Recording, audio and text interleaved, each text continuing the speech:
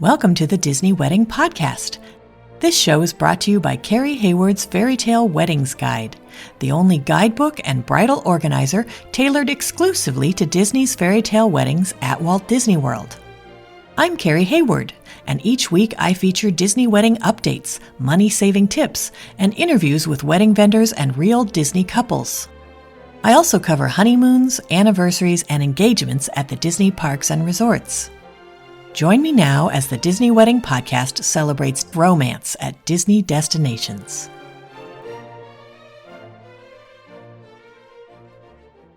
Today on the Disney Wedding Podcast, I am speaking with Cheyanne and Michael Pond about their ceremony at Oak Manor Lawn at Port Orleans Riverside, with a reception at the Whitehall Room and Patio, and a welcome party at Germany Promenade in EPCOT.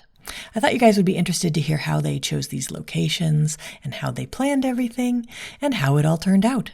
So welcome, Cheyanne and Michael. Hi. Hello. Thanks so much for being on the show today. I always like to start at the very beginning and find out how you guys decided you wanted to have your wedding at Disney. So my family has been going to Disney for quite a while. My brother and sister-in-law took me for the first time in 2019.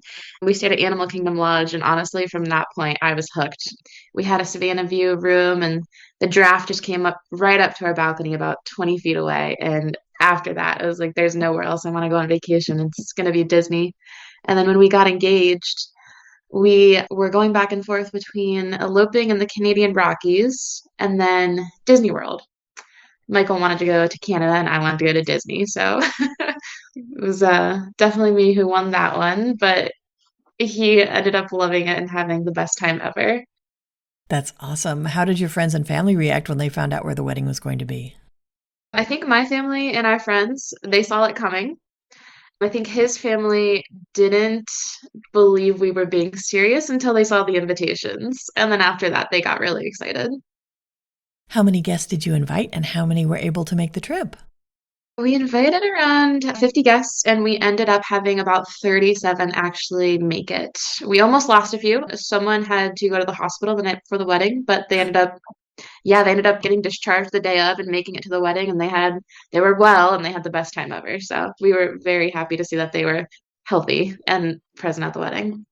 Oh, that's great. Did you set up a room block for your guests? We did. We picked 4 hotels. We had the Polynesian, the Boardwalk, which is where Michael and I ended up staying with a couple of our family members, Port Orleans Riverside, which is where the wedding was. A lot of people stayed there. And then we had Pop Century as well. How did you choose the day of the week and time of day for your event? We got married the day before Thanksgiving. It was November 27th, and we chose that week because we had some nieces and nephews out, our school-age children, that we wanted to make sure they can come. And also, most people work and, they had half that week off of work anyways, Thanksgiving and then the Friday after.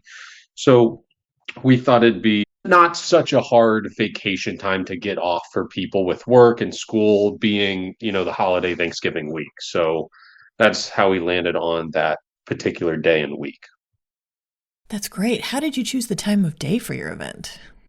We didn't want it very early in the morning. We wanted it before sunset. So with it being November, we ended up at 2:30. I think that was one of their selected times before sunset. It ended up working out great. Okay. So how did you choose your ceremony and reception venues? So the ceremony location, Oak Manor Lawn, is actually one of the first venues I saw at Disney about 3 or 4 years ago. And when I looked at it, it was a picture on Disney Fairytale Weddings page. I loved it. I thought it was the most beautiful venue ever. And we had tossed around a couple of other venues. I think we considered the Wedding Pavilion as well as the Yacht Club gazebo. But in the end, it was Oak Manor Lawn for us. And then Whitehall Patio, I saw another picture on Instagram from Disney Fairytale Weddings, and just the monorail going in the background. It was just so Disney and the perfect touch. It had to be that one. For Oak Manor Lawn, sometimes people worry about 2 things. One is that guests at the resort will be walking back and forth during their ceremony and it will disturb things. And 2 is that they will get rained out and they'll end up in a ballroom. How did you handle those 2 things? So as far as the rain goes, we tried to plan our wedding outside of hurricane season, and we usually go down around end of November, early December, and we never typically have an issue with weather. So we knew that we'd probably get pretty lucky with that. And then as far as guests walking in and out, Disney manages that so well. They ask guests to wait till the end of the ceremony. We did actually have a couple people watch the ceremony from their balcony. And Michael said whenever he started to get like a little teared up or couldn't focus, he would look at them and like refocus and then come back to the ceremony. He told me that later, and I thought that was kind of funny. That's awesome. Did you guys use any outside vendors for the portions of your event that you were able to?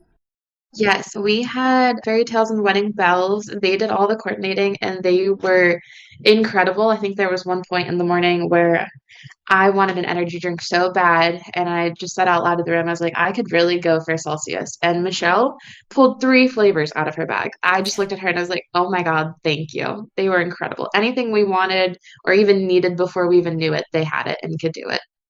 We also used that first moment for photography. Claire and Rob just felt like our best friends the whole few times that we saw them in the whole wedding day.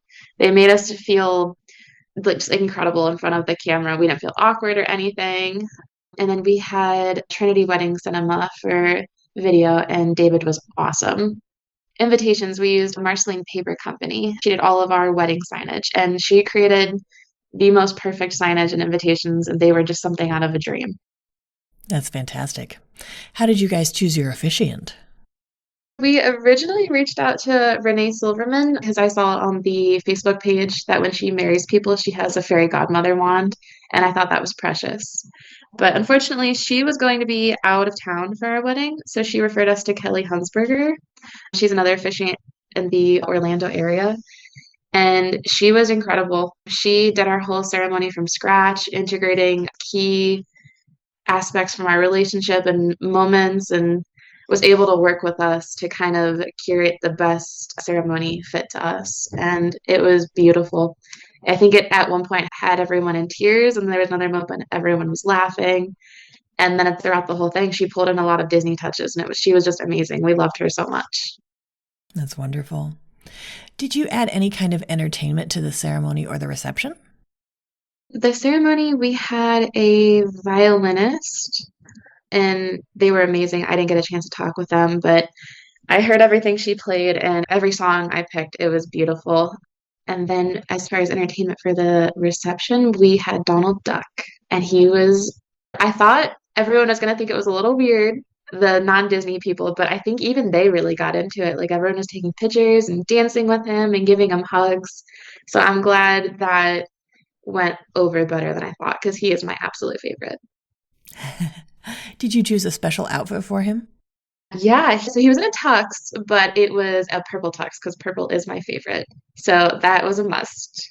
Michael was actually very sweet. He knew that Donald was a non-negotiable. So when we were going in and kind of looking for things to cut, he's like, okay, so besides Donald Duck, what else can we cut? Because he knew Donald was a non-negotiable. So That's interesting. For other couples who are having to make cuts, what did you decide to cut?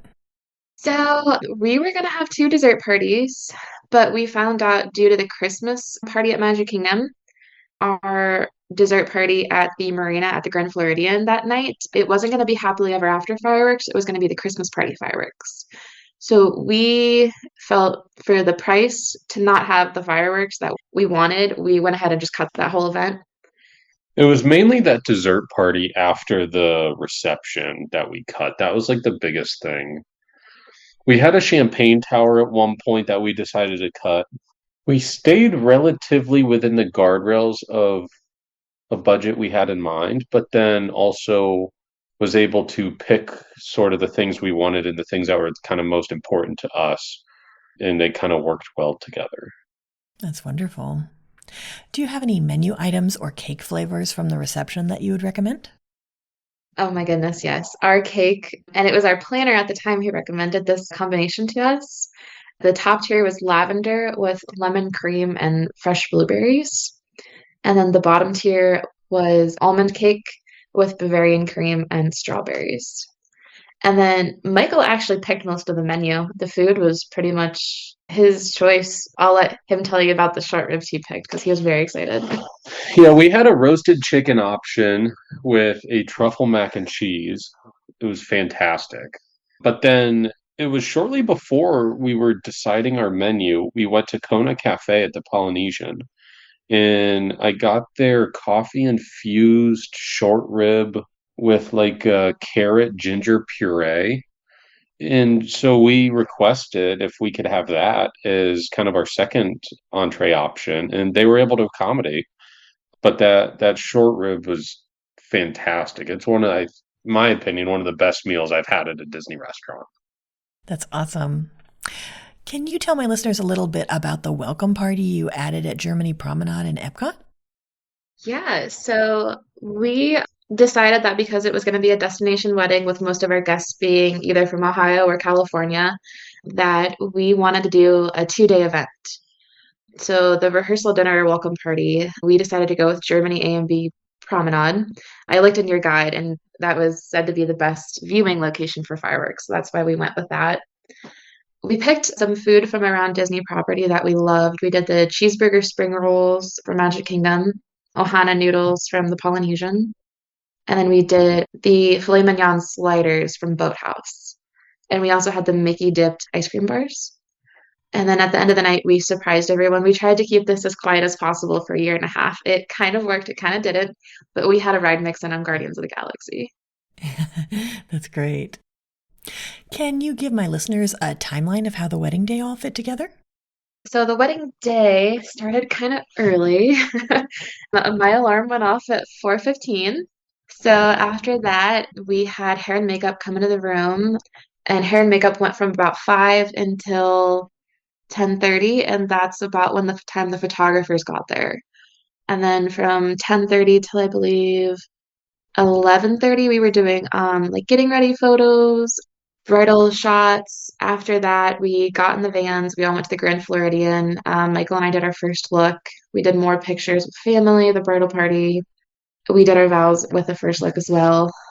Then after that, it was about 2 o'clock. We went over to Oak Manor.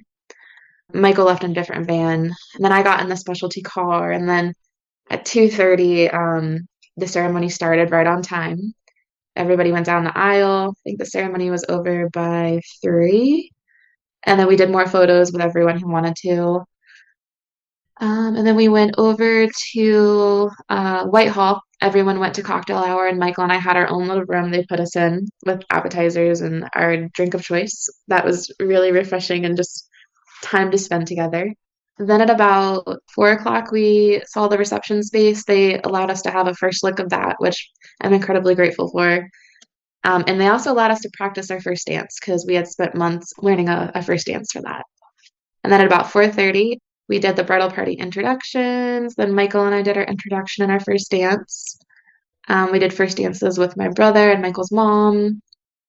And then dinner started and it went about until 5:30, 6 o'clock.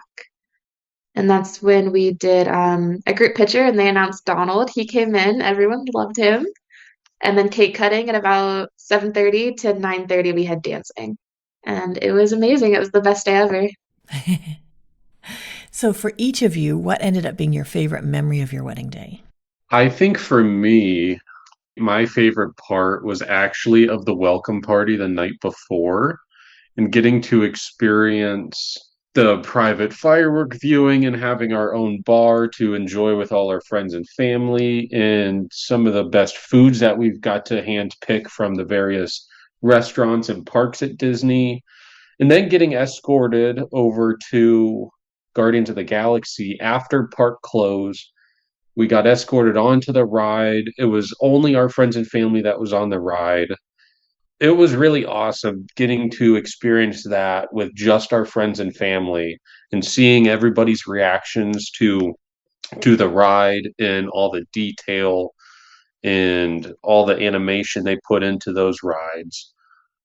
To me, I think that was one of my favorite parts that just really sticks out and was just a such memorable moment.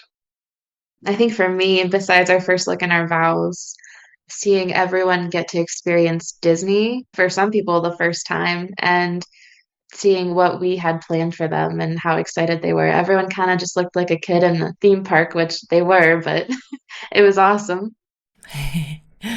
Now, we talked about this a little bit earlier with the things that you cut, but when you were planning, what were some of the most important aspects of the event where you focused your attention and your budget? I know for me, photography was very important because besides your marriage, the only thing that you really take from your wedding day is photos. So that was very important to me. We were lucky enough to get that first moment, Claire and Rob.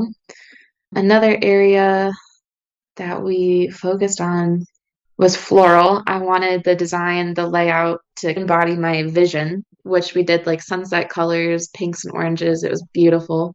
I think another must have was the welcome party or dessert party the night before the wedding. And that's because we wanted to feel like we were giving people more than just a wedding to attend for, their time and efforts on traveling all the way to Florida, wherever they may have lived throughout the country. But so we kind of viewed that as like an additional thank you for taking the time and the effort to travel all the way to Florida, wherever our friends and family may have been spread out across the country, even world. So I think that was a pretty important thing for us as well. Got it. Okay. Were there any aspects that were less important where you saved your money or just your effort? I don't think there was. I think we kind of configured the budget so we could do what we wanted to do. And we sort of went into it with an idea of what we wanted without going too overboard. So when we did kind of get quoted on everything, we weren't overly shocked and felt that need to kind of cut a lot of things because we kind of went into it a little conservatively, I think. Yeah, and I will say that your guidebook gave me a realistic expectation of where we were going to be with price, and that kind of helped us plan accordingly and give us a number on how many guests that we could invite versus who would come, and that would fit into our budget. That was very helpful in kind of preemptively planning the wedding. Oh, that's wonderful. I'm so glad you found it helpful. Now, did anything go wrong or just not turn out like you expected? Honestly, no, the whole day, it honestly went better than I ever could have expected. I know people like talk about horror stories on their wedding day, but Disney is so, they're just so on point. Nothing happens that they don't want it to happen. Everything happened the minute that it was supposed to happen. If anything went wrong, Michael and I did not hear about it. Our friends and family did not hear about it. It was just so much better than I could have ever imagined. That I would have a wedding there every single day if I could. Was there anything that seemed like a big deal beforehand or you were worried about, and then it turned out not to be a big deal? I was afraid that we weren't going to be able to have our ride mix in just be us and our family. I was afraid that we might have day guests with us because they do say that it might happen. You might not be by yourself, but we got lucky and had the ride completely to ourselves. And I was also worried about day guests coming into the ceremony space and maybe being in photos, but no, Disney kept everybody out of the space the best they could. And if the guests were there, I did not notice them at all. Is there anything you would have done differently knowing what you know now? I don't think so. I did quite a lot of research, even before we got engaged, just out of curiosity. And then once we got engaged, I had bought your guide. I listened to a bunch of podcasts. Anybody who had reception at Whitehall, I listened to, as well as the ceremony at Oak Manor. And then I watched a lot of YouTube videos. I did a lot of research on social medias. I think that was pretty much my second job for about 2 years, wedding planning. So I think Michael's glad to say that it's finally over and we can get back to our normal life. Do you have any other tips or advice for future Disney couples?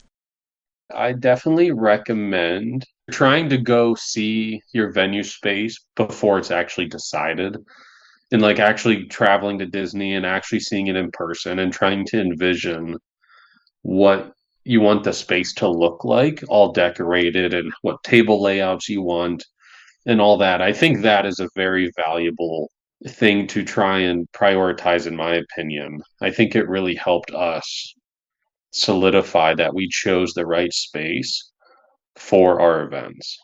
Yeah, I have to agree. I would also add just do your research as much as you can, look into everything. Because with Disney, you're planning with them online. Like you're not sitting in someone's office showing them pictures that you've saved on Pinterest.